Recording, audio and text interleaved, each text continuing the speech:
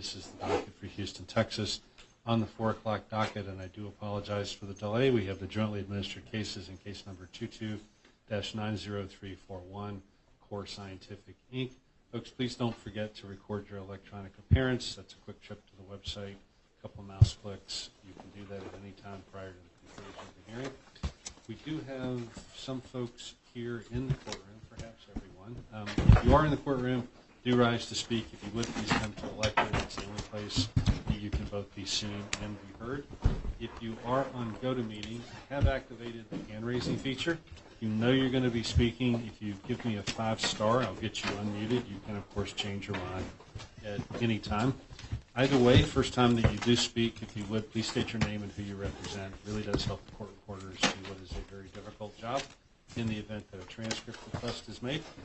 Finally, we are recording this afternoon using CourtSpeak, and we will have that audio up on the docket available for your download shortly after the conclusion of the hearing. Anyone on GoToMeeting who thinks they're going to be speaking, 5-star on your telephone. All right, no takers. All right, good afternoon. Good afternoon, Your Honor. Cliff Carlson for CORE, and here with me is Ted Sacarides. All right, thank you. Sacarides, good afternoon. Good afternoon, Your Honor. Again, for the record, Ted Sacarides from Waugatcho for the debtors, and Christine Calabrese is with me as well. All right, thank you. Your Honor, I did put together a demonstrative to walk through. If I could have control given over to Ms. Calabrese.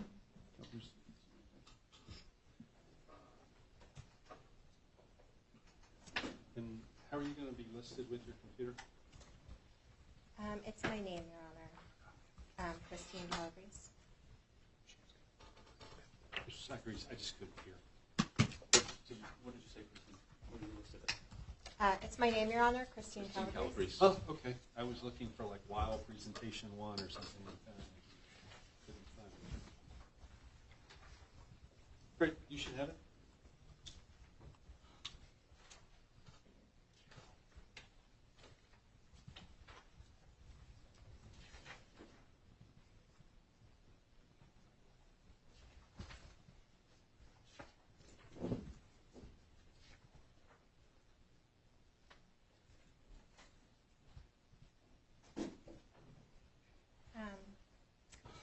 On my screen, Your Honor, it's showing the first page, but it looks like on the court's monitor. So I think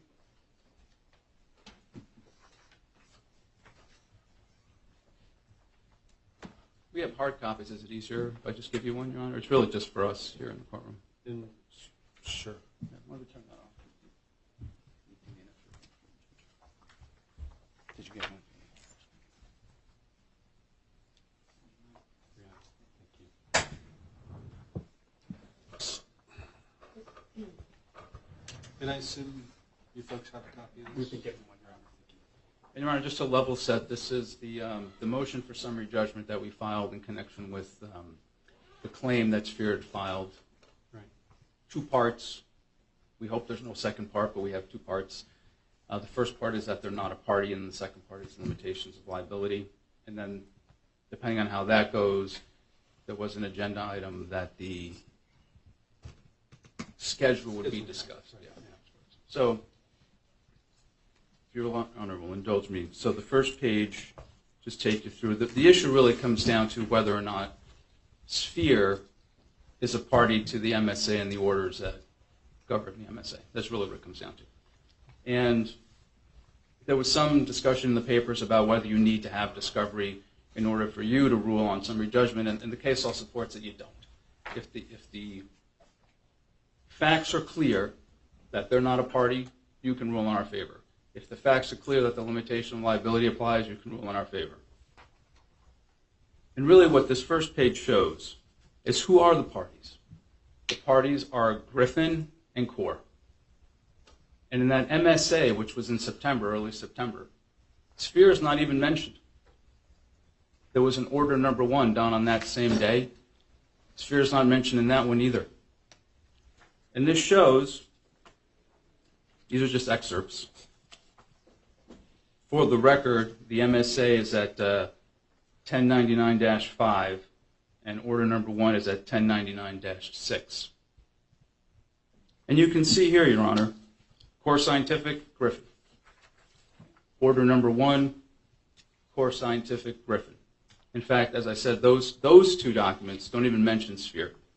Now, we've heard in Sphere's papers that Griffin was acting as a manager. That's not anywhere in the contract. And even if it was between the two of them, that's not really our business. Right. Core has nothing to do with that. So Right. it's irrelevant. So what does it come down to? Order number 2. Right. And I put some slides in there just to show, Your Honor. We didn't make this point. And I think the point of this no third-party beneficiary and no assignment is just to level set. That absent anything else, there is no third-party beneficiary. There is no assignment. So let's get to the meat of the matter. Order number 2 has an amendment to Section 8D. And Section 8D is a section in the MSA that says no assignment. The language is in front of you. This would be at 1099-7. That's order number 2. And it says Griffin can assign to Sphere. It doesn't say that Griffin did assign to Sphere. It's something that can happen. So this document doesn't say any rights had been assigned. It only provides a mechanism for an assignment to occur. And then there's language at the end of that provision.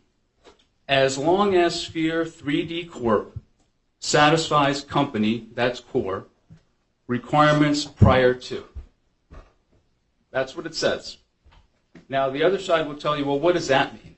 What are the requirements? Well, we put in a declaration from Mr. Can, who you've met before, and you know him to be the head of mining, Executive VP Client Services.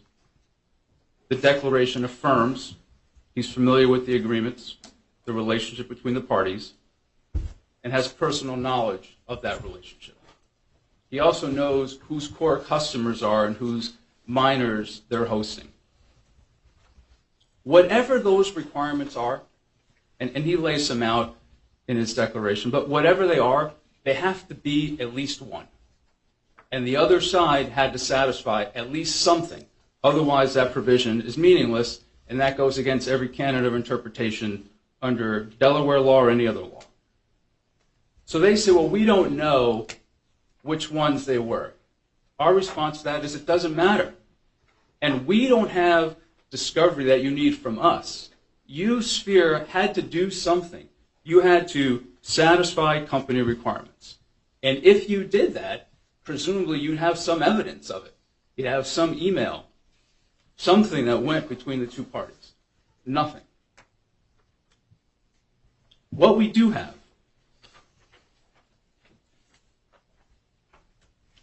to try to get out of summary judgment,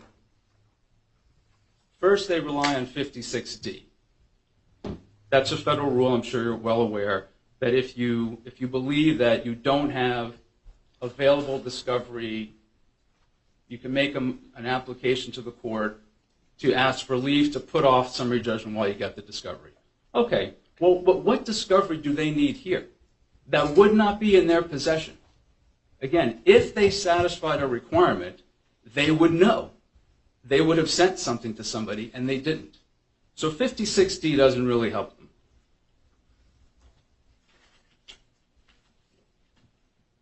If you flip the page to the one that has the invoice, it's page 6 in the slide deck.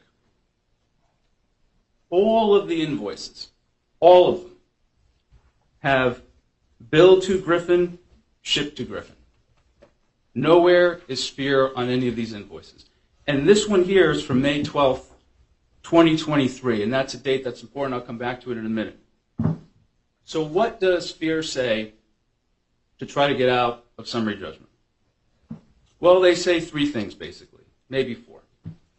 The first one is they point to a sublicense and delegation agreement. That one will be on slide 7, Your Honor. Problem is, we're not a party to that. Core is not a party to that agreement. Again, they could agree to whatever they want to agree. If those requirements were not satisfied, the condition for assignment did not occur. So that's sort of number one. But the sublicense agreement doesn't help them.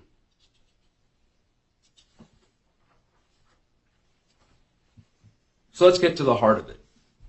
It's the next page. They point to three things. A meeting with the former CEO of Core, Mike Levitt, in April of 2022.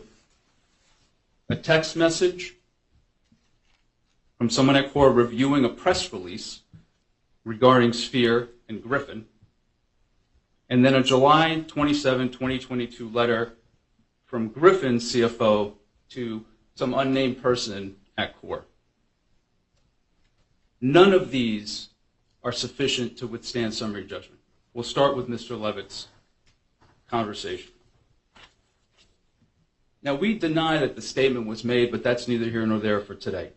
Even if it was, it's too vague a statement as to context, what was being discussed, or to support that Sphere has rights under Order Number 2, or that any requirements were satisfied. It also took place, according to them, 6 months after these agreements were signed. That can't change the contractual requirements. And again, all of the evidence that we have, and they have documents too if they had something different, all of the invoices say Griffin. So then let's look at the text messages. That one is at 1098-7, Your Honor. Okay. I'm going to pull that out myself.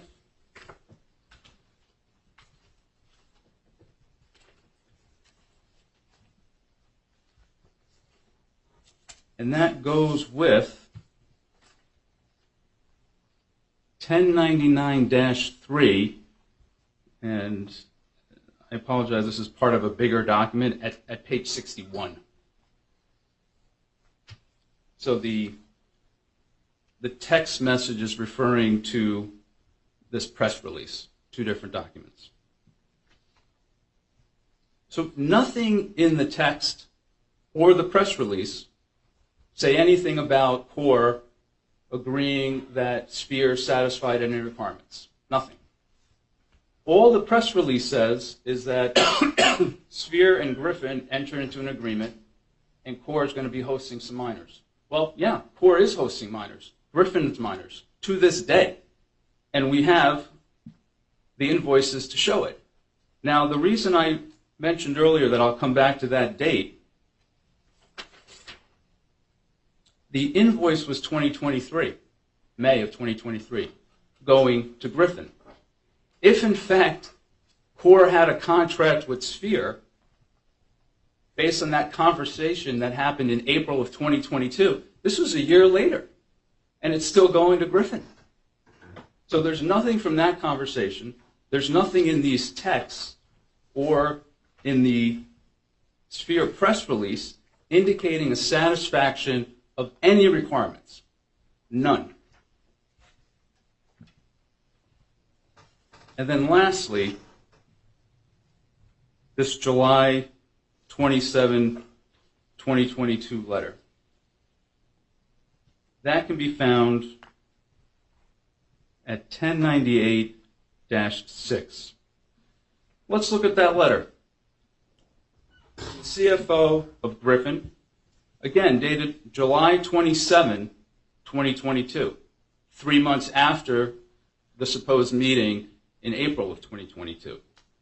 And what does it say? To whom it may concern. Not dear CEO, not dear CFO, just to whom it may concern. Want to let you know that the money that was paid came from Sphere. Okay, so what? That's all it says. Doesn't say that the contract and all the rights that Griffin had under the contract have been assigned to Sphere. It doesn't say that. In fact, it's limited to just the issue of the money. Nothing else. Nothing that says, oh, by the way, they satisfied those requirements. Nothing. In fact, at the very end, it says, notwithstanding anything above, Griffin doesn't waive or otherwise amend or modify any provision of the MSA.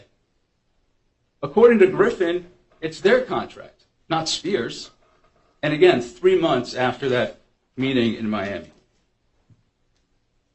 So at the end of the day, as it comes to whether or not Spear has any rights, we submit that summary judgment disallowing Spear's claim is appropriate because we've set out that they don't have any rights, they haven't satisfied the requirements, and they haven't put any evidence in that they did. Can I ask you to take just a pause? I have a very inappropriate... Oh, I see them behind me. Yeah. Well, I was done with that piece anyway, so it's good. Okay. My apologies. Yes, sir. Can we get a mediation order, because we're going to try and start tomorrow.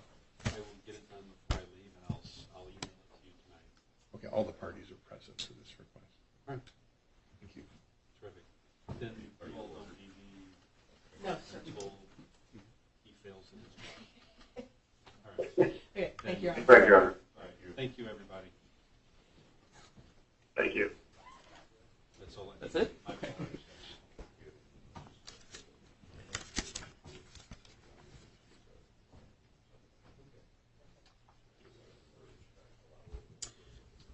So, Your Honor, on that first piece that I talked about, they're not a party. That's our argument. We've laid out the undisputed facts. They didn't have anything in response, and there we are. Up to you, but I could stop there or continue on the second piece, which is the limitation of liability. If they don't have any rights under the contract, the second part doesn't matter, or I can just go and finish everything up and then take it all. Go ahead and Make the argument. Okay.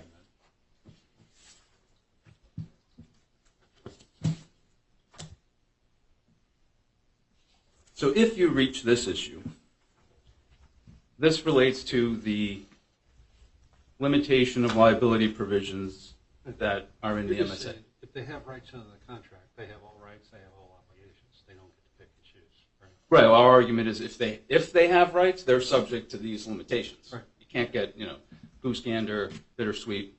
Pick your metaphor or idiom. So there are really two in the MSA. One we call as to type, consequential, incidental, punitives. One as to amount, 1 month's fee. So the 1 month's fee, if you have the flip book, we'll call it, page 9, that's at section 5D. And again, company is core.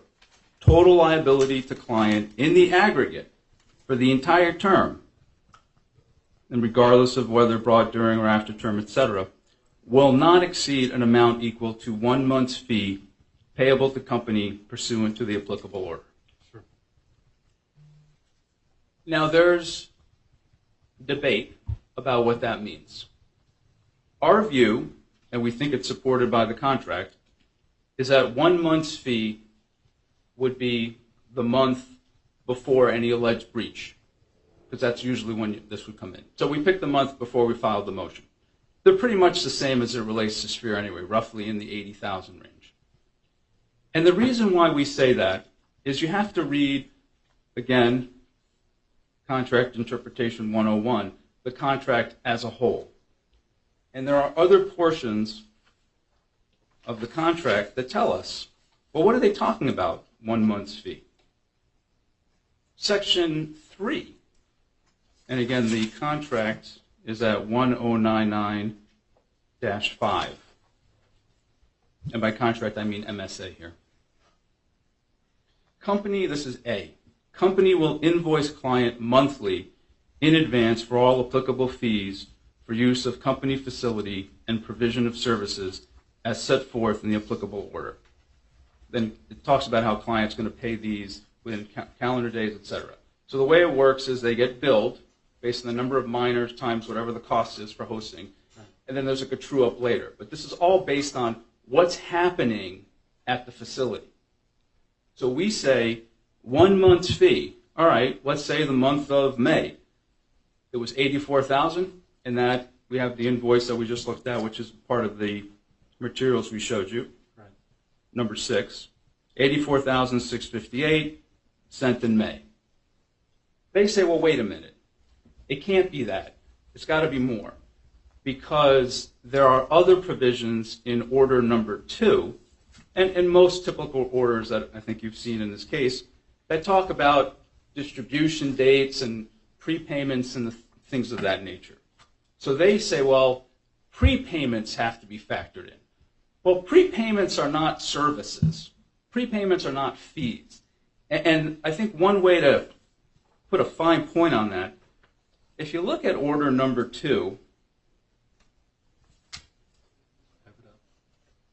there's a section, payment due prior to installation.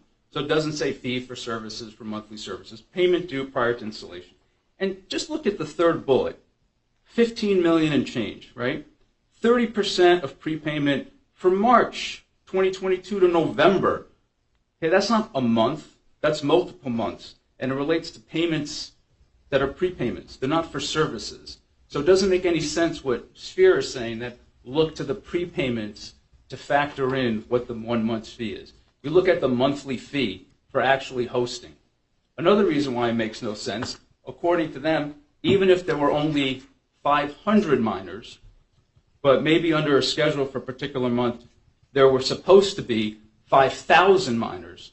Even though they didn't pay for 5,000 minors to be hosted, we should use that as the 1 month's fee. Well, that makes no sense.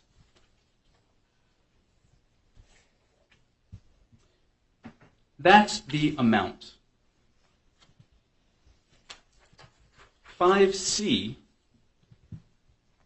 which is, there's no number on here, but it's page 10 in the deck. This is what we call as to type, and it's pretty broad. Notwithstanding anything to the contrary in this agreement, in no event will either party, so either party, be liable to the other party for lost profits, loss of business, loss of revenues, except that client, that's them, or Griffin actually, shall be liable for any fees or other amounts owed to company. That's us. So the only exception to that is going in our favor. Loss, interruption, use of data, etc., any consequential or indirect damages. This is as to type. There's no question, Delaware law upholds provisions like this. They make some noises about fraud claims, intentional torts, with the exception of one thing about Bitcoin that they say we stole, which we'll have to deal with, I guess. This provision applies to everything. And if you look at the next page, 5E and 5F make that clear. The limitations set forth in section, this is an E, Your Honor. The limitations set forth in sections 5C and 5D, the ones we just looked at, apply to all claims and causes of action, regardless of whether in contract, tort, strict liability, or other theory. There are Delaware cases they cited about intentional torts. I suggest in those cases there weren't these broad provisions. You should take a look if there's any issue. Those cases did not have provisions like this that say explicitly whether in contract, tort, strict liability even, or other theory. And then just to let everybody know how important these provisions are, in F it says, each party recognizes and agrees that the warranty disclaimers, limitations of liability, and remedy limitations in this agreement are materially bargained for by the parties. It couldn't be more clear.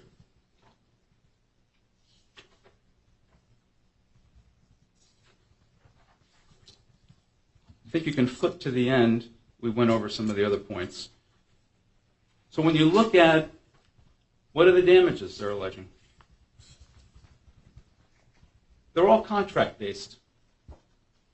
Claim for hosting deposits, claim for alternative hosting costs, claim for storage fees, losses and damages arising from CORE's failure to satisfy its obligations, including but not limited to consequential expectation and reliance damages. The exact damages that the contract says you're not allowed to get. Right. So let me ask you this. So you start off by saying they're not a party to the contract. So they're not a party to the contract, none of the limitations apply, correct? Right, if they're not a party to the contract, then we would say they have no rights, they're out. Then just hold on a second. I'm with you. All right. Okay. So, and again, I don't have enough information to know what happened with respect to the prepayment. Did the prepayment come directly from Sphere to court, or did it come through? We have it from Griffin. So Sphere may have sent it to Griffin. Again, we would say it'd be like if Judge Isger paid for one of your bills. If I have a contract with you, I don't care who else is paying for it. Totally got it, but I want to walk through this. Sure. And again, this is not binding on you. No, we're having a conversation. So if they're not a party to the contract, as you allege, then the claim for the return of part or all of the deposit doesn't fall under the contract, right? It's some other theory. You took money hadn't received, it's a deposit that you wrongfully converted. All of those things, that's not a claim under the contract. I would say it's not a claim under the contract, and it's not a claim against us, because I got paid under the contract by some guy who I had the contract with. If you have a beef with somebody, maybe it's that other guy. Does it matter who sent you the money? I don't think so. I have a contract with you. I don't want to make it personal. I have a contract with some third party. But how did you know what the money was for? Well, Griffin sends us money. If it came from Sphere. Well, Griffin sent us money, okay? Even if it came from Sphere. I mean, we have the money coming to us, say Griffin wire transfer. So it came from Griffin. Yeah, but they're saying they gave it to them, and if we look at the letter and give credence. No, and we give credence. But Yeah. If it came from Sphere, Okay. then it's a slightly different issue, right? How did you know whose money it was? If I would say something going on. The fact that you paid for somebody else's obligation, that's between you and him. That's my question. Yeah. How did you know that if the money came from Sphere, and I don't know where it came from because I haven't seen it. Let's assume for our discussion here it came from them. Okay. But to pay for this contract. How did you know it was to pay for this contract? Well, there's an invoice. I mean, we can get into that. There's an invoice that would show that we got these prepayments. There was one attached to their papers that shows Griffin, Right. that they say they gave the money to Griffin to pay us. You didn't see that, though, did you? We would know it came from Griffin. How did you know that if it came from Sphere? But it wouldn't be obvious that it came from Sphere.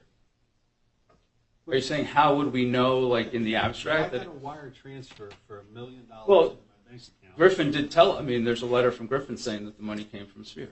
At the time? Certainly in July. Okay. But again, I would say that's between the two of them. Like even if Sphere's paying for this contract, if they didn't do what they needed to do to get the rights, who pays doesn't matter. And if they're out money because Griffin didn't pay them back, we're still using whatever these prepayments were. They're still being applied to the Griffin miners. Do we know what the number was on the petition date? Do we know what the number is today? Yeah, it's about $34 million. Well, that's what they say the claim is. I mean, that's close. I mean, I couldn't give you to the penny, but it's up there. Okay. And our view is, okay, if you, it can't be where I think you're asking me, that you have no rights under the contract, you give me money anyway for the contract for the other guy, but somehow I have to give it back to you, even though I have the contract with the other guy. He's not asking me for the money back. He's using the money as a credit for the miners that I'm hosting for him. So let's break that down if we could. Sure. Because you started off by saying they're not a party under the contract. That's right. And I think we put that issue to bed, is that if they're not a party to the contract, they have no benefits under the contract, they have no obligations under the contract. If they're not a party. If they're not a party. Right. So it means that to the extent that they have a claim, it has to arise under some other legal theory. The claim against us, Mhm. if one legal theory exists. Yeah. Okay. I'm just, I'm being a lawyer here. But if it can't arise under the contract if they're not a party to the contract. It can't. If they have no rights under the contract, then their right to that payment cannot come from the contract. Yeah. Right. It has to come from somewhere. Someplace else, If at all. if at all. Okay. Or they have a claim against Griffin. Well, maybe both. Right? I don't know about that, but maybe. You're a good lawyer. You Yeah, well. So what I'm trying to figure out is on a summary judgment basis. I've gone down both branches of tree. Because That's what you should. You're a good judge. Yeah, still learning. If, as you say, they're not a party to the contract, then to the extent they have a claim, it has to arise from somewhere else. If they are a party to the contract, then they're subject to all of the limitations, all of the contractual provisions of the agreement. You agree with that? I would agree with that, yeah. Okay. And so is there anything in your mind in the proof of claim that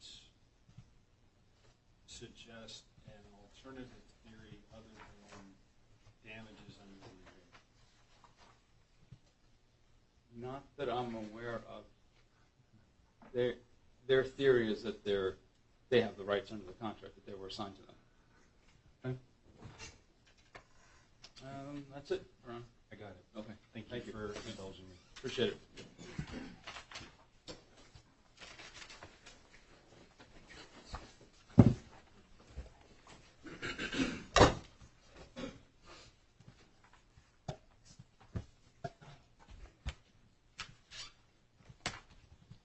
Your Honor, bear with me for one moment. No, of course. As I understand it, you wanted to put some things up, but only in the courtroom, right? Yeah, so we'll give you a copy of the same as they did of a demonstrative, and we'll also give our adversaries. Okay, so you don't want to publish it, or you do? We're fine either way. Yeah. So why don't we publish it, and we'll give it to you as well.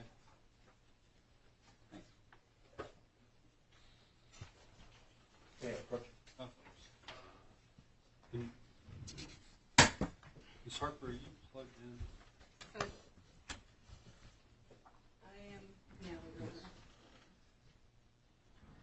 now, Your Honor, my name is, if you're ready. No, I want to make sure that Ms. Harper. Okay. Fantastic. So, Your Honor, my name is Greg Wolf. I represent Sphere alongside my friends Tad Davidson, Ashley Harper, and Brandon Bean. Also in attendance is, Brandon Bell. And also in attendance is Sphere CEO, Patricia Chopper. Just as a housekeeping matter, I'd like to move all exhibits on our exhibit list into evidence for purposes of this MSJ hearing and record only. And Spear's exhibits are filed under seal, the docket numbers 1098-1 through 1098-9.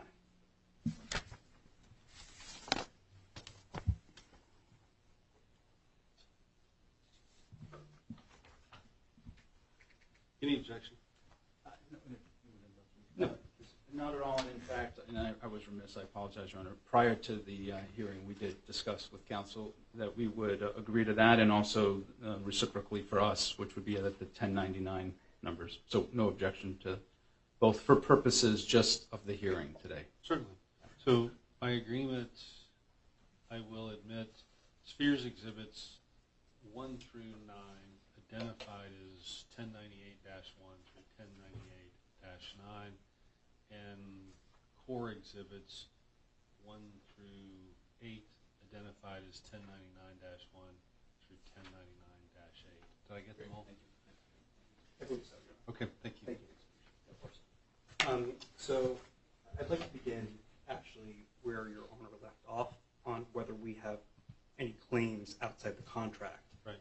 And I direct you to page 4 of our proof of claim, paragraph 13. Okay, so I want to use your document. Which exhibit is your proof of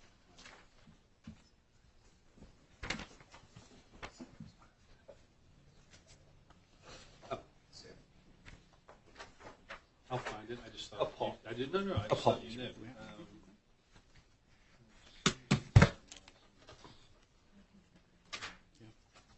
Okay. I don't think it's one of your marked exhibits.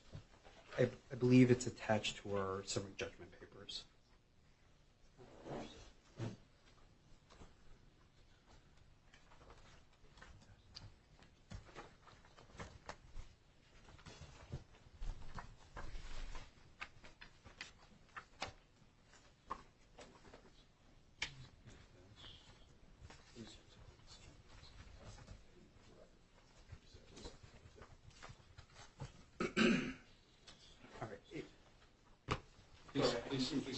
That would be great if you have it. And we filed, just so the record's clear, we filed 2 proofs of claim. They're materially identical. And I direct you to paragraph 13 on page 4. And as you'll see, we asserted that there were, in fact, claims outside the contract, including unjust enrichment, conversion, and estoppel. And the estoppel claim, for example, would arise when Ms. Trompeter and Mr. Sasopoulos go to meet with core CEO, and he says, you have a contract, keep making deposit payments. That will give rise to an estoppel. Conversion, you get a conversion claim when someone holds onto your property wrongfully. Those are claims outside the contract. And that more, within our briefing, fit within the rubric of, look, we would need discovery on this. I think we can beat the motion for summary judgment as to whether we have contractual rights on the merits, and I'd like to get into that. But I just do want to make clear we do have claims outside the contract. So help me.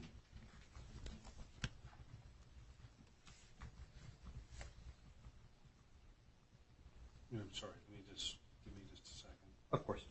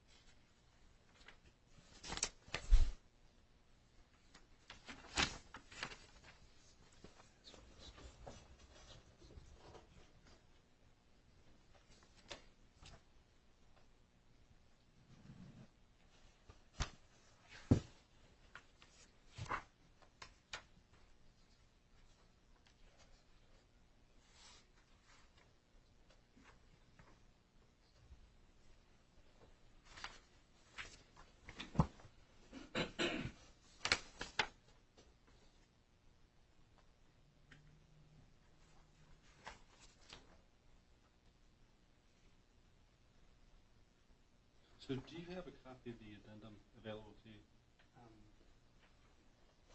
The addendum.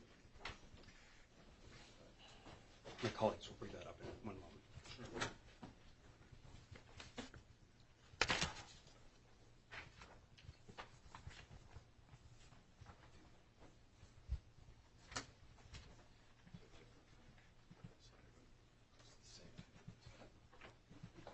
I believe it's material. So I now understand.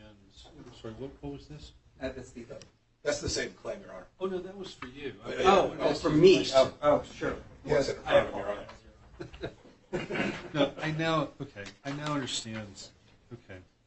So what you did in paragraph 13 is you said, I filed a demand for arbitration. I asserted all of these theories, and that you, by reference, incorporated those claims within the addendum. Correct. I missed that one sentence. Because then I went on and said, This is a little bare. no. In 15 and 16, and quite frankly, the rest of it, it's all contractual based. Yes. But I got it. Okay. Yes. And Do you think you can have both? I think it depends. I think for the conversion claim, their position is they've canceled the contract a long time ago. And as a result, they're still holding onto our property. So convert it, right? You can't have a contract and then just keep holding onto property, right? So machines. You believe that you've been told, I assume in writing, that prior to the petition date, the agreement was canceled? It's funny you should say that. So it's sort of not clear. I think the position they took with us in 2022 was at some point this has been canceled. I then read their papers, and they sure seem to indicate it's been canceled. And yet, I just heard my adversary saying that they're still billing things in accordance with order number 2, which is sort of the opposite, right? That contract's still effective. It seems to me the contract has been canceled, but without discovery, I'm not sure. So let me ask you, have you thought about pushing that issue? Because doesn't that change your view of the world? And I want to be very clear. I want to tell you exactly where I'm headed. Sure.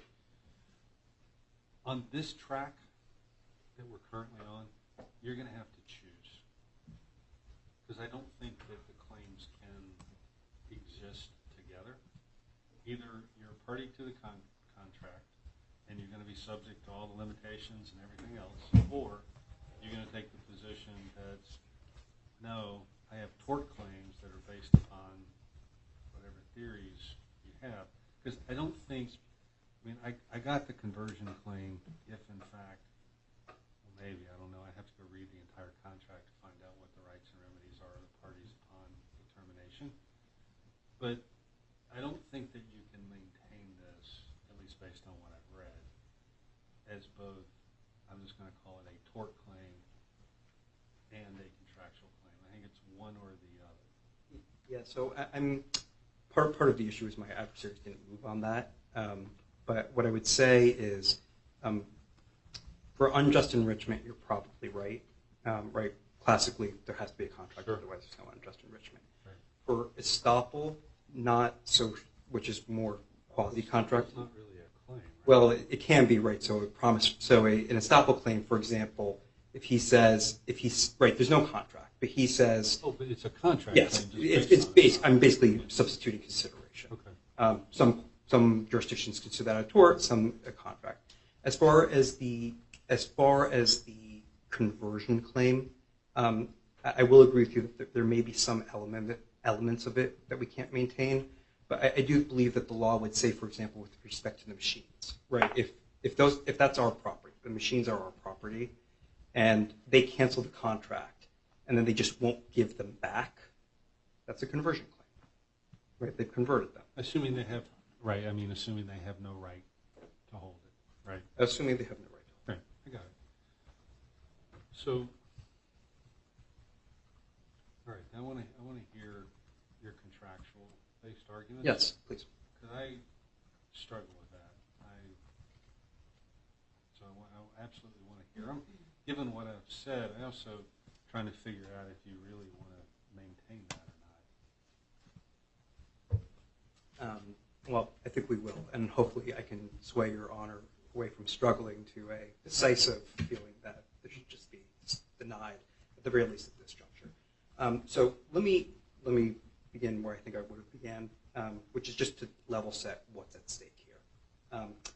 Over the course of a little over half of a year, we paid CORE $35.1 million in deposit funds. And can I ask you the same question that Sure. Mr. Zacharias couldn't answer? Who paid it? So Spear would give it to Griffin, who would then give it to CORE.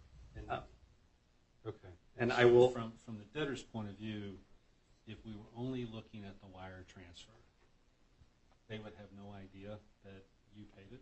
If you were only looking at the wire transfer, but I will get to why it makes sense under the delegation agreement. Right. I got to start at the easy. Of course. So I will. Wire transfer, you wire transferred the money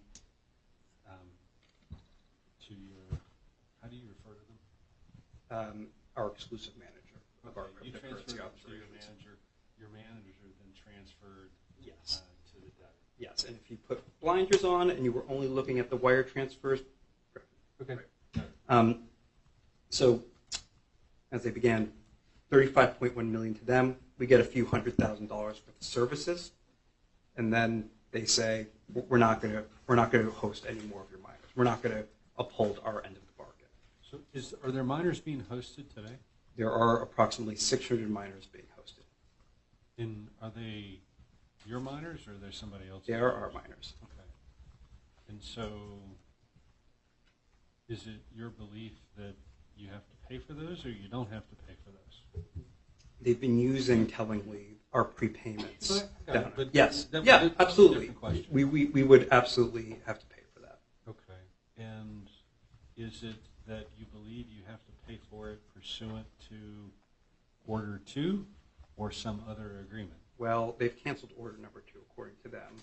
So I think That's what I'm struggling right. with. I know. So I think what if you can cancel a contract and continue to charge a fair rate where it's without a contract in place. Well, that's and actually a different contract. it seems like that's what's going on here, right? They won't give it back, but they're still following order number 2's rate. How can that be when sophisticated parties and $35 million at issue? That's why we're here before you, Your Honor. Okay. Were there any agreements that the $35 million had to be segregated, or it was just a deposit that could go into the general coffers and be spent? My understanding is if you look at the fee schedule within order number 2 is that this would be credits for right, serious hosting. So that would be, right, that would suggest to me that general, right, you would have it as a separate state money allocated toward serious benefit. Well, that just says an accounting entry, I'm going to take your money in, but on the ledger of life, you just have a plus that it gets a paper deduction every month, right? Yeah, I mean, so if I don't know if it's that simple, because if you are running out, right, so let's say you were to put it into the general ledger on your hypothetical, and then all of a sudden, right, you have below $30 million in the general ledger, you can't do what you were supposed to do under the contract for Sphere anymore. Why not? Well, because you don't have enough money, right? You got $35 million from Sphere, you didn't Well, at get. that point, it's not money, it's a credit. I may not be following your question. No, I mean, I asked you an accounting question, which was not fair, because once I take your cash in, you swapped your cash for a credit. Mhm. So you have an account there that reflects for subject to future deductions. I took your cash, it's in the general coffers, and you now have a credit there against which will satisfy future bills. So you don't actually need cash at that point. So I will be candid. My mom is an accountant, and there was only one profession she said I couldn't go into, and that was accounting. So, Okay, fair enough. so look, the question before the contested matter, and we look forward to presenting our case to you, hopefully on a full discovery record and at trial, on whether Core should enjoy a windfall. You just heard from my adversary; they still have $34 million of our money, right? The question will be, should they enjoy the windfall? So let me ask, Mr. Zachariadis, Yes, sir. is there a contract in force or not? There's a contract with Griffin that we're performing under, even though we believe that Griffin is in breach. Griffin's minors, I mean, my adversary keeps saying they're his. They're not his, they're Griffin's. The minors that are there are Griffin's. They were never Sphere's. I mean, that's the whole argument, right? Our view is the minors that came over, their argument is they belong to Sphere. Our argument is no, they're Griffin's, and I got the invoice to prove it, right? It says, Griffin, May 2023. Yeah. So let me ask. I'm going to ask you a bankruptcy question. Oh boy. Okay. So I'm assuming this contract has neither been rejected nor assumed. That is correct. And so, if they're your manager, why haven't they moved to compel rejection of the agreement? Because you're going to allege that they can never cure. May I go back? Yes. The answer to that question is I'm not sure, Your Honor, why they haven't done that. I think our impression was that up until they said that. I'll take a step back. There are two conflicting things here, right? One is the contract is in force, No more right? than two, but okay. As I was listening to my friend speak, I was thinking, gee, there sure do sound like a lot of fact issues here. But I think the problem is they indicate, right? I think they indicate in their claim objection that the contract is no longer in effect, and they say they won't host any more minors. But then they say they're also continuing to host minors, which suggests that the contract is in effect. I think it's just unclear at the end of the day. So what is your relationship with your manager today? Do you have the ability to direct them or not? I think we would have the opinion that we do have the ability to direct them. I think they may have a different view of that. So is this really a $35 million dispute between you and your manager? No, definitely not. So, I mean, you're telling me that the money got paid to your manager and your manager forwarded it on. Have you asked your manager for the money back? Can I ask my client whether we have? Of course you can. I'm just trying, because this doesn't make sense to me. Well, I'm trying can I go struggle to? with Can we this. get to the delegation agreement, and I can explain why it would make sense. Okay. Okay. So let me walk through the relevant agreements with you. And right, 4 agreements. Let's start with slide 2. So here we have the agreement between Spear and Griffin, which provides that uses the terms provider and customer, but you can just replace those with Griffin shall be Spear's exclusive provider of any and all management services. Sure. for all And blockchain. is it your belief that Core knew about this agreement, had it, signed on to it, approved it, tacitly agreed to it? Given that I don't know if they tacitly agreed to it. Did they know about it? Given that the order number 2 is so explicit in providing that rights would be assigned to Spear, and that they then Something was going on. right, and then that they then signed off on a press release from Griffin, or excuse me, from us describing the delegation. It sure seems that they knew about it. But if Sphere was taking over, Mm-hmm. then why would they need a management agreement? Why don't I just get to the delegation agreement and explain how I think it functions? And I'll be quiet. I think that will. I'm glad you're interested. So again, the next is we have order number 2, and the third is the MSA, and then the final agreement. And I think this is sort of the key here is the delegation agreement between Spear and Griffin. And I think what may be the cause of the struggle is not everything is being assigned, right? What's being assigned is the right to access and use the company facility pursuant to order number 2, and then it's delegating the obligation to make payments to Core pursuant to order number 2. What hasn't been delegated are all the obligations to actually interact with Core, and there's a reason for that. They're the exclusive manager.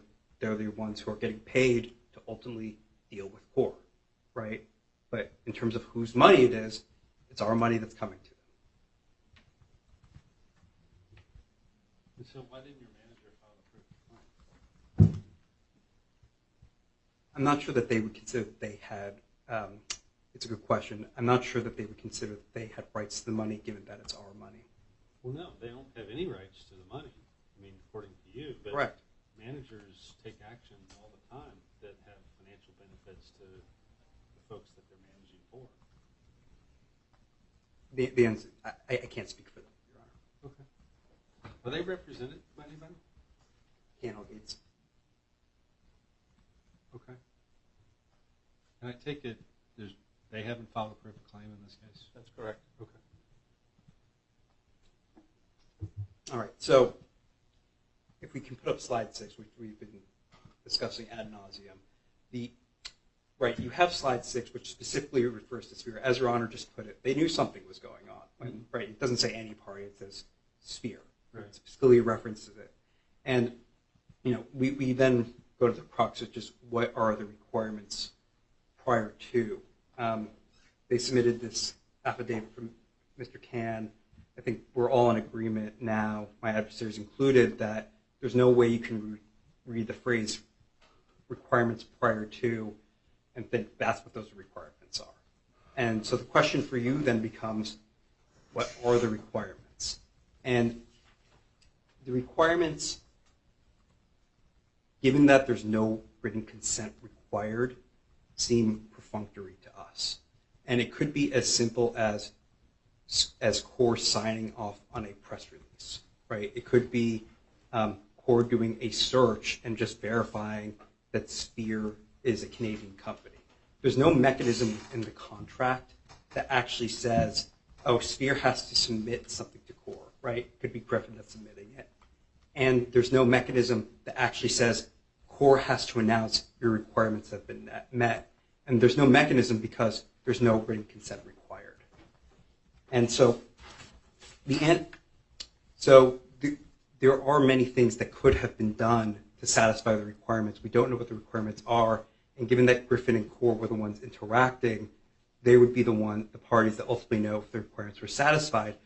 I think we have a lot of evidence and certainly sufficient evidence on this record to go past a motion for summary judgment. And I'd begin with order number 2, which contains the assignment language that specifically references Sphere. We then have the delegation agreement, and it's undisputed that whether effective or not, it was certainly the intent of Griffin, right? It was the intent of the parties to accomplish a delegation. And then third, and we have the declarations of Ms. Trompeter and Mr. Sisopoulos, excuse the mispronunciation. Their unrebutted admissions that Core CEO said, yeah, we have a contractual relationship, right? And that's dispositive.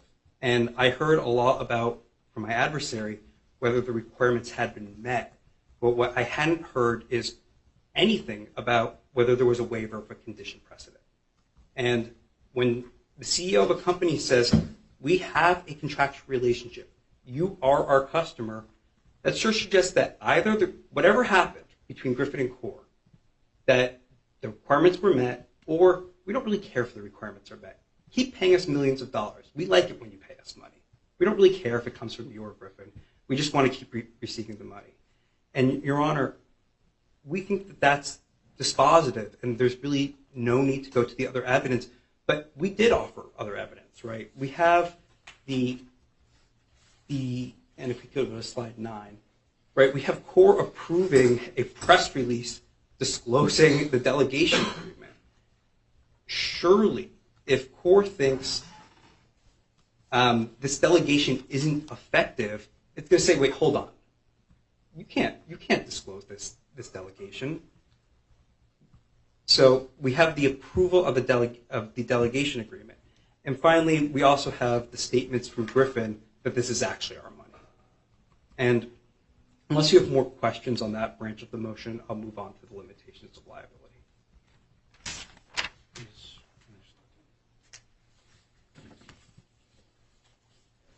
Okay.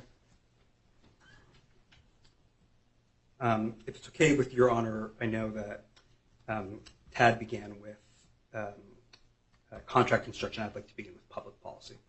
Okay. Sure. So Core contends that Section 5C eliminates certain categories of damages, such as lost profits, and that Section 5D limits its liability to just over $84,000.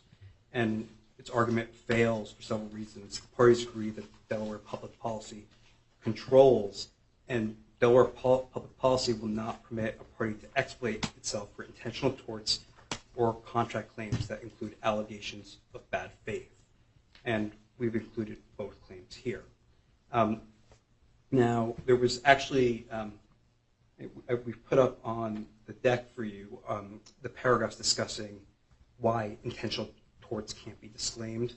And while my adversary said today, oh, look at the underlying opinion, see at the limitations of liability and their scope, that was nowhere within their reply papers. And I'm unfamiliar with any jurisdiction that permits conversion claims to be disclaimed. And the corpus of Delaware law indicates they can't be, and I've never seen a decision that says that an intentional tort can be disclaimed. Right, but the conversion claim isn't under the contract, right? Correct. Okay, so I think your point is either way, it probably wouldn't be subject to the limitations of liability. I don't need to figure that out because your theory on the conversion claim is that there is no contract, and their post-contract termination, they're wrongfully keeping my money and have no I think it might wind up being a little bit more nuanced than that. Okay. But either way, I think we're in agreement that the limitations of liability can't limit the conversion I claims. wouldn't make that assumption. Okay. Either way, that's our position. Okay. And then, so to our mind, what this really boils down to is whether contractual bad faith can be disclaimed. And our adversaries say that there is no Delaware precedent for striking a limitation on contractual liability because of a party's bad faith breach of contract. And what we submit is that this is a misstatement of Delaware law.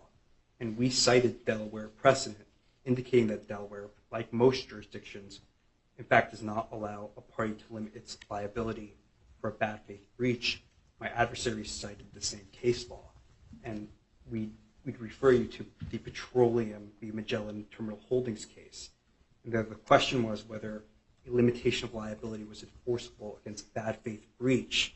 As you can see, the limitation of liability was at issue in Magellan was very similar to the limitation of liability here as reflected in Section 5C.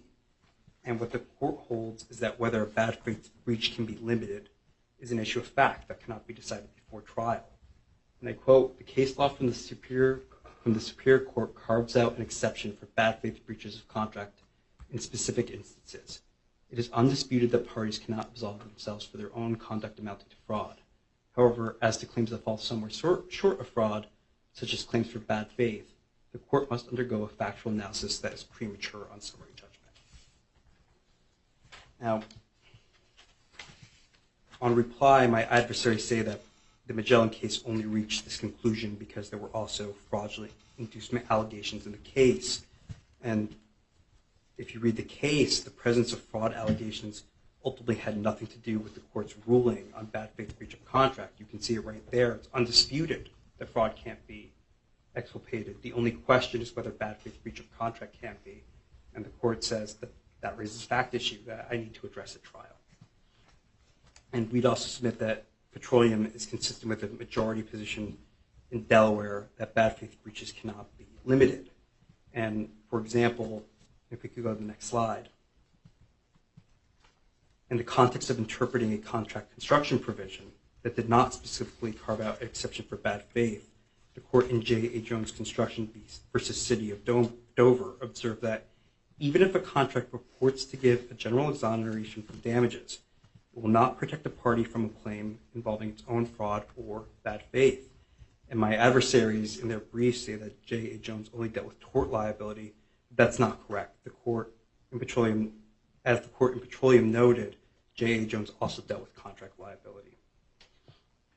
And if we could go to the next slide, the rule, and it may be the rule in every jurisdiction, but it's certainly the rule in the majority of jurisdictions, is consistent with the law we've just given you, which is that bad faith breach cannot be limited. And my adversaries didn't dispute that. And I'd like to read you what the Texas Supreme Court has said to say on that issue in Zachary Construction Corp.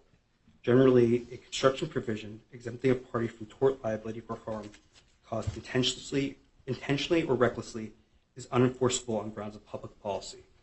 We think the same may be said of contract liability. To conclude otherwise would incentivize wrongful conduct and damage contractual relations. This conclusion is supported by lower court decisions in Texas and court decisions in at least 28 American jurisdictions. We join this overwhelming consensus. And so the question then is, I think we've addressed the public policy aspect of my adversary's motion. Right. So And let me ask yes, you, of I'm course. looking at your proof of claim. And so I'm looking at paragraph 13, Mm-hmm. and it says, Sphere filed a demand for arbitration against Core asserting claims for repudiation of a contract, breach of contract, breach of the implied covenant of faith and fair dealing, unjust enrichment, conversion, promissory estoppel. Mm-hmm. No assertion of fraud or bad faith. And it goes on down to 16. In addition to the other amounts stated herein, the proof of claim is an unliquidated amount for any and all losses and damages arising from Core's failure to satisfy its obligations to the claimant, included but not limited to consequential expectation of reliance damages and any fees So I think our obviously don't have our underlying arbitration demand, but I think it would be clear that we're asserting bad faith. But I'd also note that a breach of implied covenant of good faith and fair dealing under Delaware law necessarily requires a proof of a bad faith breach. And so that's where we would rely on there. All right. And so, again, I guess we're going to where I was going, which was in their motion, my adversaries promised you very narrow legal issues of contract interpretation. And in their reply, they're giving you very fact-heavy questions on whether bad faith has been, whether we're going to be able to prove bad faith on this record. And that's a fact. Bad faith is a classic fact question, and that would be inappropriate to be resolved now before there's been discovery. But on top of it, we've given you evidence that there was, in fact, bad faith conduct. As reflected in Ms. Trompeter's declaration, Core hooked up Sphere's miners and used them to mine Bitcoin for its own benefit. It stated it had compensated Sphere but never did so. The contract may not say explicitly, oh, gee, you can't hook up your customers' miners and use it for your own benefit, but it's surely bad faith conduct to do so. And we'd also submit that accepting $35 million in deposits and then maybe keeping part of the contract in place, maybe not, and then just refusing to take on more miners is also bad faith conduct. And I'd like to make one last point here. And this was another argument raised in reply, not in the opening. Core's citing to the anti-bootstrapping rule, which precludes a party from alleging a fraud claim in the guise of a breach of contract. And I think I heard my friend on the other side also mention fraud. We haven't asserted any fraud claims. So the anti-bootstrapping rule really has no application here. Unless you have any more questions on public policy, I'll move to contract interpretation. No, I think I'm good. Thank you. Okay. So Section 5D provides, and there's language in the middle, but the gist is Core's total liability will not exceed an amount equal to 1 month's fee payable to Core pursuant to Order Number 2. And Core's contention is that Section 5D unambiguously limits its liability to the amount charged on the last invoice before it files for summary judgment, namely $84,685.94. I'll help you that. I don't buy that argument at all. Well, I also don't buy the one that it's the most expensive, which was yours. So I got it. okay. Well, fortunately, we didn't move for summary judgment on that, so I don't need All to. I'm just telling you is I didn't believe either one of you on that issue. Well, I'll reserve on that for later. So I'm going to move now just to a final word on discovery, which is, look, we submitted a Rule 56D motion, or affidavit, excuse me. I don't think you need to reach it, but I do want to say just a word on discovery. The norm in the run-of-the-mill case, 99.9% of cases, is that you get to have your claims heard on a full discovery record. And this is not the case that deserves to be cut off at the knees before we have that record. And I'm a baseball fan, and I thought, sorry. So let me ask you, what's the end result in this? So you learned today that somebody still has a contract. Nobody's moved to do anything with that contract. I mean, you told me that you had miners that were there. You dispute who they belong to. You told me that you agree that you should pay for them. And debtors are standing up saying there's a contract between them and your manager. So what's the end result in this? Well, I'm going to dispute whether there is a contract. They told us there was. All right, so there's some sort of contract. Yeah. Because you still got people there, right? You mean miners there? Yeah. Sure. So you're asking what's the end result? Yeah. We sue on our claims. We prove that there was a breach, or we prove a non-contract claim, and we get our money back and potentially limited by a limitation liability provision. But you get a claim that's potential. You may Yes. not get your money back at all. Sure, fair enough. We have a claim. Okay. But the minors go away. Hopefully we'll get them back. I don't know how that works, so, okay. But It's part of our proof of claim. at the end of the day, I'm sorry, what? The minors are part of our proof of claim. I mean, at the end of the day, what you get is a general unsecured claim, right? Sure. I mean, maybe you've got some basis for an admin claim. I haven't heard it yet, but maybe you do. So you end up getting a general unsecured claim, right? Mm-hmm. And your relationship with CORE is terminated to the extent that you had one. Fair. Fair? Fair. Okay.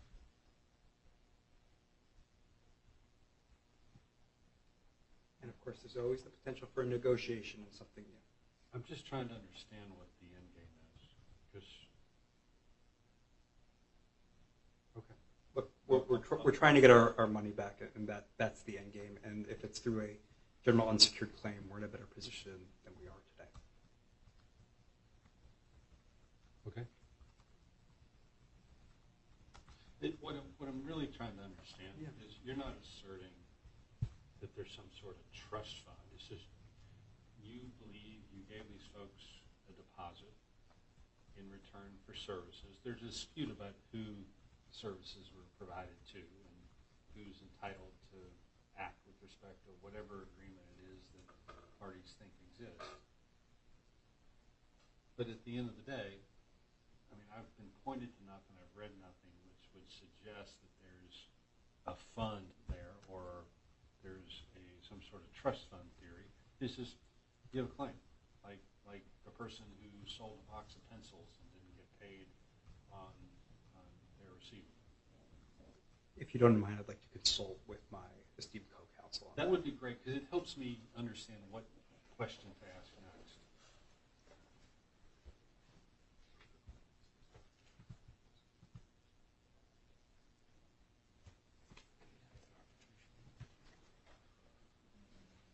Mr. Davidson. Good afternoon, Your Honor. Good afternoon. Tad Davidson for Sphere. I think in the proof of claim, we reserve rights to assert election of remedies and other sort of arguments. We reserve right for an admin claim. I'm pressing you. That's Yeah, what I'm trying to understand. We understand the court's pressing and concern and questions about that trust fund issue. We're not waiving those rights, but we haven't asserted them yet. When was the hard date? Before we thought, or Has it now run? this past, yeah. So I'm going to guess a trust fund claim would be viewed as a new claim, probably gone. Whatever the effect of the bar date would be, Your Honor. I got it. Okay. Thank you. Then, Secretaries, I'm trying to figure out what we're really fighting about. Have we figured out what the likely distribution to GUCS is going to be? I think the last version of the plan is stock, right? Your Honor, it's a 100% case that gives In GUCS terms of cash to unsecured? equities. It's So converted it's equities. equity. Okay. And was that contemplated, I mean, in terms of getting your money back, that is an entirely different world, right? Like I said, Your Honor, I think... Can I just get, so parties are listening, just so everybody can hear. As I said, something is better than nothing. Okay. Said differently, Your Honor, if this were a hot plan with $1 million in it, we may not be here fighting so hard. They've got a proposed plan that at least has an economic recovery. It says that claims are going to be paid in full.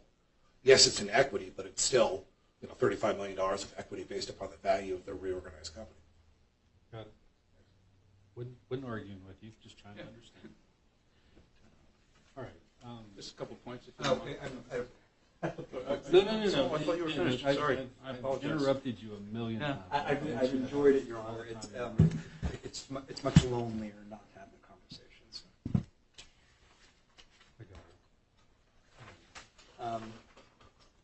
I just want to say one final word. So we've put up the slide, and I just want to say just a couple more words on when it's appropriate to eliminate discovery. to eliminate a case before discovery is complete. As we pointed out in our papers, courts applying Delaware law never rule on the application of partial limitations of liability, like those at issue here, without the benefit of discovery. And my adversaries did not cite a single case to you that did so. And my adversaries did not cite a remotely similar case to this one that would have cut off the knees of the case before discovery has commenced. Sure. And when a party files for bankruptcy protection, they incur certain obligations, and one of those is to meet contested matters. And this is an immensely important case to my client, and we deserve our day in court and to present to you with a full record at trial. We look forward to that. Thank you. What is it that you think you're going to need in discovery-wise? Because isn't most of this, I got it that you want to go take the depo of a guy who either said or didn't say certain things. Sure. What else do you really need for your case? I would think it would be coming back the other way. I think well, look, so I guess if there's a disputed issue of material fact on whether on whether the requirements were made today, there's going to be a dispute tomorrow too, regardless of what discovery reveals most likely. I just didn't hear whether If there's a dispute today, I assume that their motion for summary judgment was their best shot at this. If there's a dispute today about whether the requirements were met, then there's going to be a dispute tomorrow too, and that will ultimately need to be resolved in a credibility determination. We'll need depositions. Isn't that the same depo you're going to take the guys? Yes, fair enough. So look, we'll need discovery into whether the recommendations were, or what the requirements were, whether they were met, whether they were waived. Is this something we could try in 60 days? In 60 days, I don't know that that's realistic, in part because our star witness is unfortunately undergoing cancer treatments and is expecting a major My procedure. condolences, and we don't need that on the record. You can just say that she's not available. I apologize. No, not to me, to her. Yeah.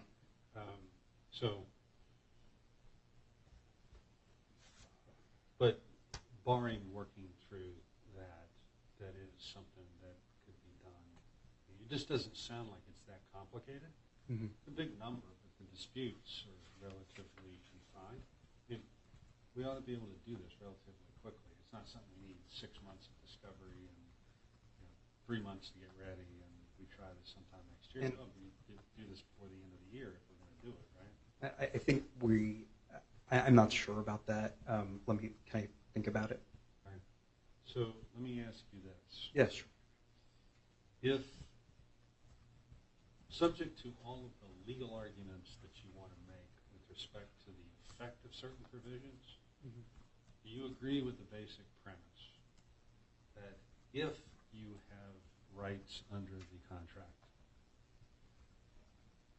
they come full burdened with all of the obligations under the contract? I think that it's a little complicated because there's a partial assignment. So I think, but in terms of the limitations of liability, right, which is really what we're talking about, Right. Yeah. Okay. So you agree that if you have rights under the contract, you are subject to all of the limitations that are set forth under the The contract? ones we've just discussed today, absolutely. Okay. Are there others that I've missed? I'm sure my adversaries will bring them up to you Okay. if they have. All right. All right. I think I got it. Thank you. Thank for you. engaging with me. Just briefly, Your Honor. I'll pick up on that last point because I think there were some schedules submitted, and we had a very different view. We agree with Your Honor. We think this could be done by the end of the year. So we can turn to that when we need to. But their schedule had us going to April, which to us is a non-starter. Just a few points I wanted to make.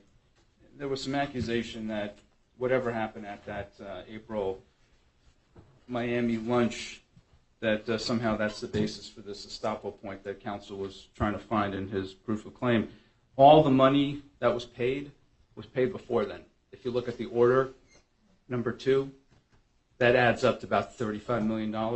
It's not correct, Your Honor. Okay, well, if you look at the order, when they say keep paying millions, when you add up, and If I'm wrong, I'm wrong. But when I add up order number 2 and what the payments were, they come up to about $35 million. So it's not like we were sitting around saying, keep sending us money. But in any event, we did cite. Oh, sorry, go ahead. No. So let me ask you this. So let's assume that somebody filed a motion to compel rejection of the agreement. Somebody was standing. I'm trying to make Like it Griffin. simple. Like Griffin. Whoever has standing files a motion to compel rejection because, and they allege that you can't cure, can't assume, then what happens to the balance? Does that just go into a cure claim? I mean, it's a good question, Ron. I haven't. Or you a know, rejection thinking, claim, excuse me. Yeah, I mean, it'd be a rejection damage claim. But we, in connection with this, if the party that, I mean, I'll just, be candid. If Griffin were to have done that, we think that they breached the contract because they didn't supply these miners. That Griffin breached the contract. So We're still performing. We have 600 miners, and we're using order number 2. And what would the effect of that be if, in fact, Griffin breached the agreement? we would say we get to keep the money under what theory? under the contract. We built out facilities. The provision I read to you about the limitations of liability has a carve-out that runs in our favor for loss. You would have to file a lawsuit and win. Oh, yeah. I mean, Okay. we You have don't a just contested matter, an adversary proceeding, probably. Right. You just Yeah. don't. You just don't get no. to keep it. Yeah, Okay. I know. I mean, Okay. yeah. Got it. Okay. Yeah, of course. So if we went down that path, there would then be a piece of litigation somewhere. Yeah, I mean, And so you're objecting to the proof of claim. And so if you win, you're not pursuing anything else. You're just done with it. Is that right? yeah. Well, the only entity that's asked for money is Sphere, right? Griffin didn't. We, in our objection to the proof of claim, we pointed all out how they didn't have the wherewithal to provide the miners that were part of the all that stuff. We would get into to show that there's no basis, even if they are a party, that they can't recover this money. We would get into some of that in discovery. And so if we won, at the end of the day, all of that, that would be it. We wouldn't be pursuing anybody else for money because we'd be resolving that issue here in this context. And my guess is there will be some subpoenaing of the Griffin people in this context. Well, I was just trying to figure out, should they be, since I didn't really understand what the relationship is between Sphere and Griffin now. Do we need to join those folks? I mean, what I don't want to do is, I don't want to do this twice. I mean, I know we got a bar day, but I don't want somebody to come, I don't want them to run in and go, well, no, it was my money, and I have a claim. To which we'd say, well, bar dates. I got all of that. I mean, but we're in a Chapter 11. You got excusable neglect, and I thought they were going to do it right, and they didn't. And I'm just trying to be efficient about this. I only want to do this one time. Well, I mean, at the risk of thinking out loud here on the podium, we want to be done with this as quickly as possible. We also, everyone's talking about Chapter 11. Yeah, that's right. We have a plan we want to get done, right? And we don't want things hanging out. So, I mean, I'd have some concern inviting more people to the party, but I take your point. I mean, if we're going to be saying things about Griffin, we will be deposing Griffin. I mean, I'm going to subpoena them, no doubt. But at the end of the day, I still get back to it's a problem between those guys on some level. Like right now, there are miners over at Core that we say are Griffin's miners. Right. They say they're their miners. Well, Griffin thinks they're Griffin's miners too. So that's why the issue of do they have a contract, do they have any rights is so critical to us. And we did propose, one of the things, I'll just segue a bit, we did propose taking discovery just on that limited issue, targeted up front, 30 days, 45 days, whatever, on that issue as an alternative possibility, so we don't have to go down the other path. I mean, our point, I think I heard some comment that we agree with them that we can't prove bad faith, or not saying that we're not able to prove. That's got nothing to do with this. The whole point about the bad faith is that's not a basis to get around the limitations provision. So we would say there should be no, whatever that discovery even looks like, into bad faith, Because bad faith, and we cited cases, e-commerce and a couple others, where the court said you can't just say bad faith and get around a limitations provision. So that's kind of a threshold point for you today. Otherwise, we're going to need to take discovery on that too. So if we're going down that path, then I'm thinking more 4 months. If we're going down just the path on the are they a party, then I'm thinking 6 to 8 weeks. So would you have any objection to including a provision in an order that said that, Griffin, if you're going to intervene, you do it by this date or you waive any claim against the estate? I mean, my own view now is they've already waived it, so I'm not sure that I'd want to open that up to them. How have they waived it? They had an opportunity to file proof of claim and they didn't. Well, isn't that what Pioneer says? I mean, that you get another bite at the apple? Well, it's excusable neglect. What's the excuse here? They know about it. All I'm trying to do is, I only want to do this once. I appreciate that point, and I take that to heart. This makes absolutely zero sense to me in how we got here, but we're going to keep going. I'd have to confer. I'm not prepared to say that. All fine. Okay. All right. I had other things. I don't think there's anything else to really get into. You understand what's going on here, so. All right. Okay. All right, thank you. All right. I've got before me the debtor's motion for summary judgment. I do find that I have jurisdiction over the matter pursuant to 28 U.S.C. Section 1334. Do find that the resolution of claims against the estate constitutes a court proceeding under 28 U.S.C. Section 157. Further find that I have the requisite constitutional authority to enter a final order to the extent applicable with respect to the motion. Let me start with what I think we have learned today, and I think we now have an admission and agreement, which I find to be binding, that if in fact Sphere has rights to the contract, they come burdened with the obligations under the contract as well. That is about as far as I was going to be willing to go today. As I said, I don't buy the theory about that it's the last invoice. I don't buy the theory that, at least based on what I've heard, that it's the most expensive invoice. I don't know how I would figure that out if, in fact, that limitation applies. I also find the language that's in there about having the necessary permissions, if you will. I don't have. That's one of the poorest written provisions that I've ever read. If it was intended to be substantive,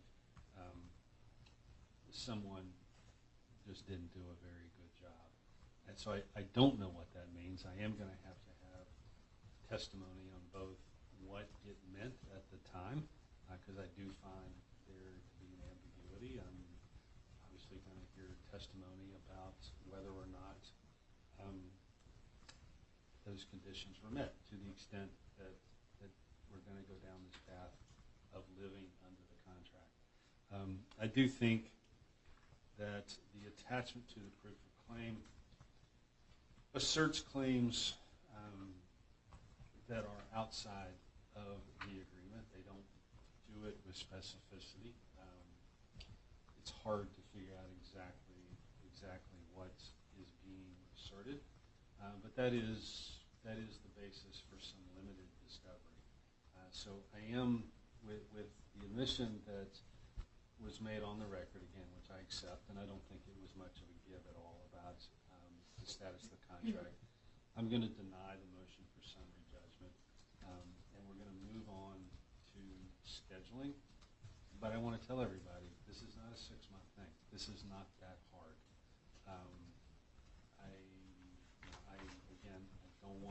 I don't begin to pretend to be a doctor or to understand anyone's personal medical condition. I want to be as sensitive to that as I can be.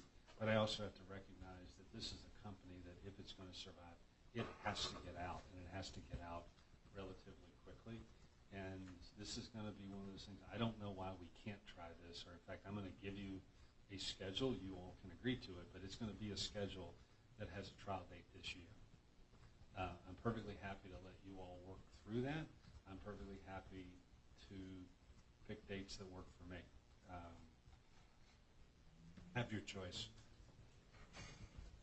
Well, do you want to give us some ideas of what dates you're thinking that work for you, and we can work backwards from that? Sure. So let me ask, if you had to guess, worst case, what do you think it takes to try? A day? 2 days? My guess would be 2 days. We'd have 1, 2, 3, 4. Well, I've seen how things go. Maybe 3. Because we have probably a couple witnesses from Griffin, a couple at least from Core, Sphere, probably 6 fact witnesses, maybe 7. Can't imagine, but I'll start talking. I'm thinking out loud here, Your Honor. So you think 2 days? Yeah, I mean, we had put we had filed our proposal that had us having, we had a trial in January, but I'm certainly not opposed to before the end of the year, just, being mindful of the holidays, but What holidays? I don't know. In all seriousness, if you want it in January, it's like, you're the debtor. I'm the debtor. In my view, this needs to Confer with get my out. friend here. Sure.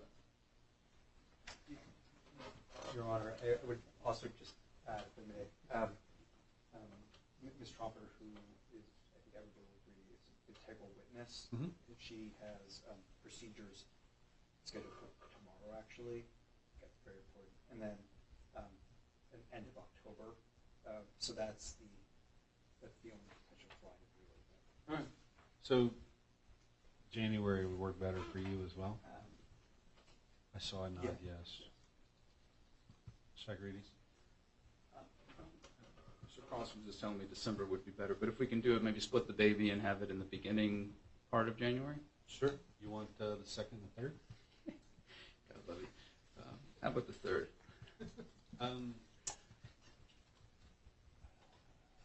I'll have to take a break on the 4th, but I can absolutely give you the 3rd and the 4th. And what I'll do is we'll do a late lunch. You guys can go grab a bite, and I'll take up the couple matters that are scheduled. They aren't complicated. So that's That's Wednesday the 3rd, Thursday the 4th. okay. And then should we just confer on working back from there? Works for me. Is that all right? If you guys can talk and work through those, it's all fine by me.